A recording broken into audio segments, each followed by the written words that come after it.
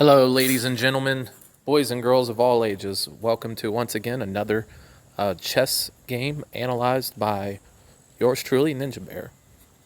I know you love that introduction. Today we have a Winawer variation of the French defense.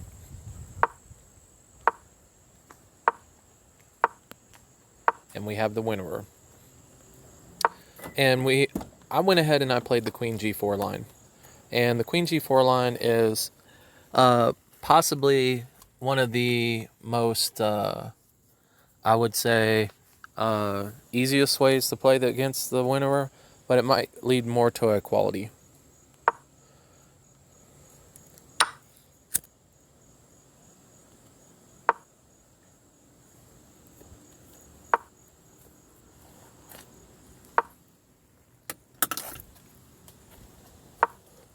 And now I played the Queen to H4 line. I don't know necessarily if this is the best move or not. However,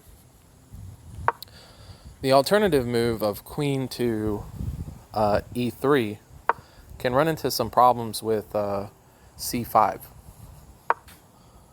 And C5 starts taking control of the center for black and maintains a lot of pressure on white's central space, as well as some tactics can be initiated, such as pawn takes, and we can run into some issues of potentially, of course, maybe pawn takes, and it gives kind of this weird, unclear, weird equality game, back and forth game that we did not go into. That is just, I don't know this line at all. So we're just not even going to touch it.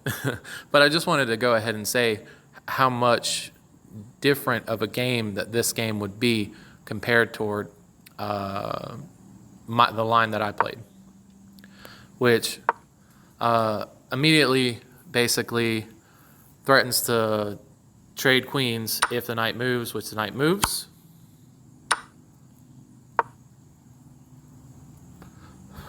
And here we have an inaccuracy that I made after knight to C6 that could have cost me the game. And at this level, the correct move that black should play over the inaccuracy here is securing the two bishops with knight takes, and follow up with potentially E6 or E5. I'm sorry, E5, and this would get black's light square bishop potentially out onto the normal diagonal. And notice that the pawn cannot take. If the pawn takes, we're going to run into some issues with D5 or D4. And D4 is going to trap our knight. So we're going to lose a piece.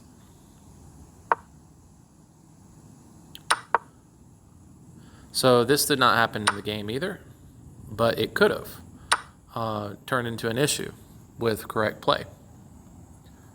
So like I said, this was my near perfect game because that inaccuracy could have cost me the game, or potentially led into some problems with me getting an equal position again. I rightfully took, and I'm going to play against black's light square bishop, which black's move to king to F to C8 was probably a okay move, but I give up a possible advantage here by playing F3 immediately. I move the knight out, which the rook moves back, and if I wanted to castle, I probably should have considered castling even kingside, but castling, of course, queenside is about as strong as castling kingside. It looks like it's a little stronger, of course, to castle kingside or queenside. And the biggest thing, though, is I should have played f3 immediately. However, my opponent basically falls into the positional misunderstanding of what f3 can do and opens up the diagonal for my bishop.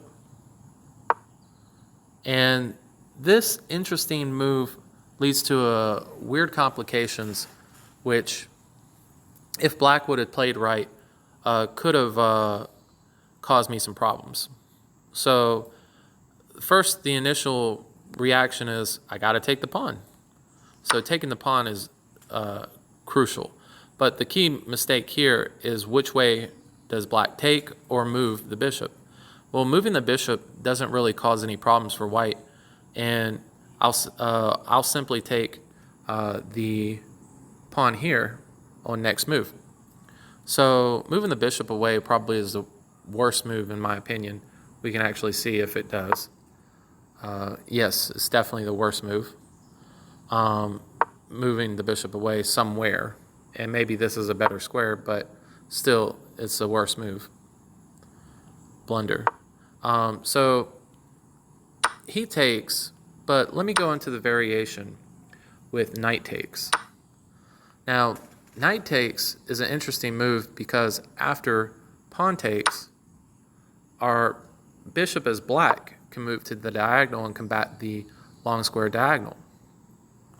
Now, it would be a mistake for me to take this pawn here, because after bishop takes bishop,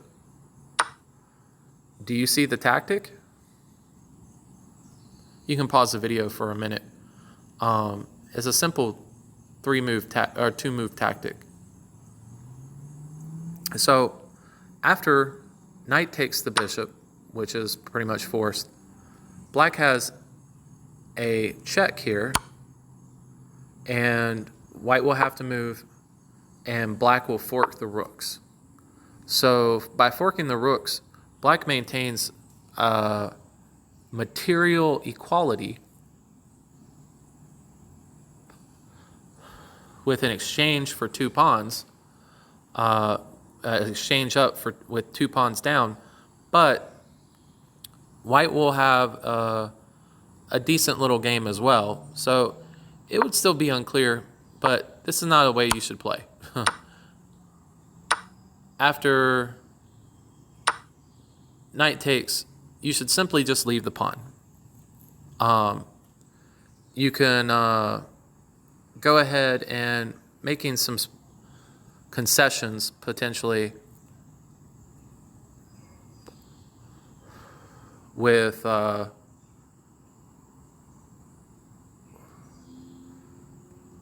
king here. Maybe might be an inaccuracy, but we'll get out of that simple tactic, and you would be potentially become a pawn up, or simply defending, of course, the pawn. Simple as that. So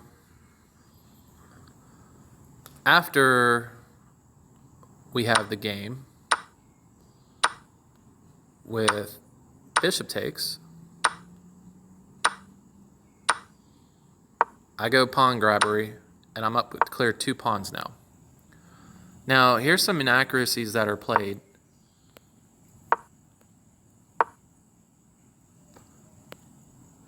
Right here. How would you take? Think about concepts of what you would want to have happen, being up two pawns and have even a better advantage.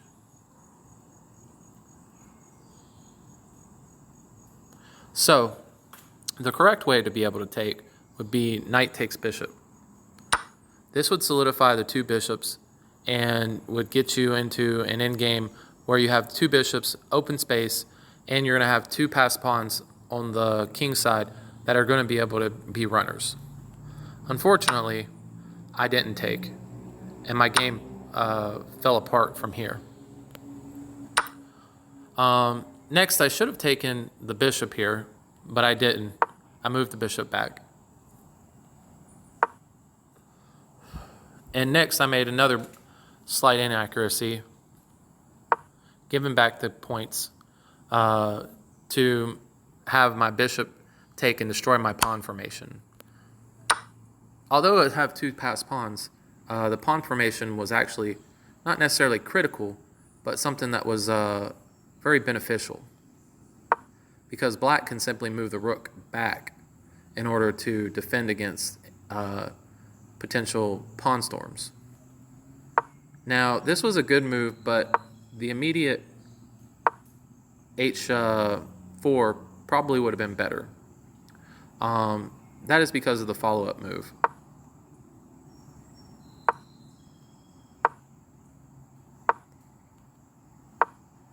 And now we have just some back and forth where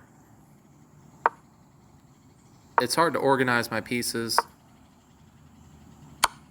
but eventually black falls for a little trap to trade off bishops, or to trade off a pair of rooks, or the pair of rooks basically come off the board. And here it's a standard mop-up.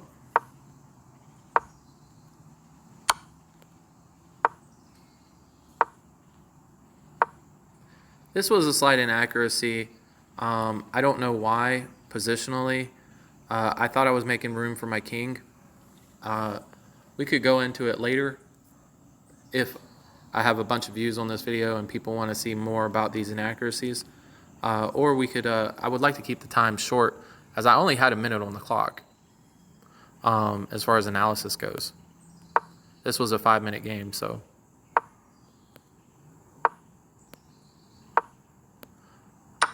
Black decides to trade, even though it was probably not the best. Now, I set a little bit of a trap here, too. If black plays to check, this is a mistake. Can you find out why?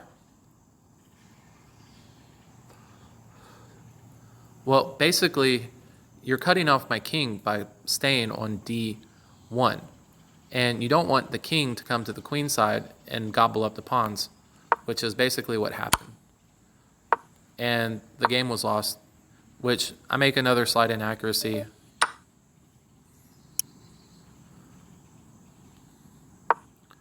And it's just a standard mop-up from here. I have 17 seconds on the clock, and the winning chances are all mine. So thanks so much for viewing.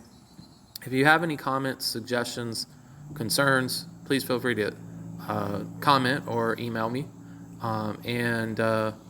Please don't be shy to leave feedback of any kind on the comment section. Thanks so much for viewing.